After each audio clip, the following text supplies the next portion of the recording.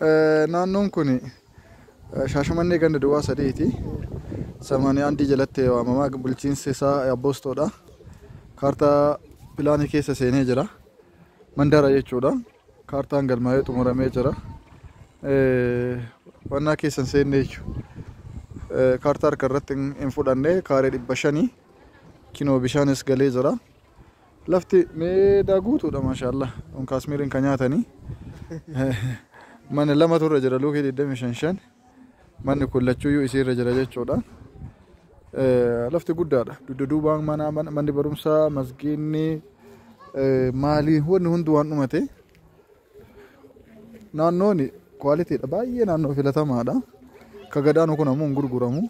Ka gurguramu kana lama mana kana lamaantu gurgurama kaareen 500 jechuudha. Mana kana dudduubaan illee lafatu jira.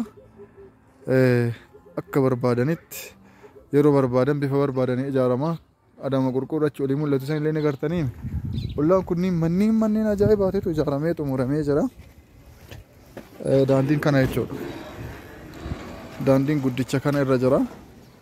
Asinis daandii kana irra jirra.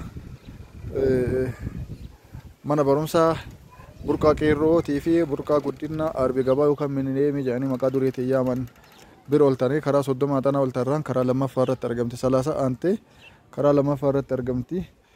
Gatiin miliyoona 1,200 jedhanii miliyoona 1 isinitti hin gurgursiifnaan kottaa.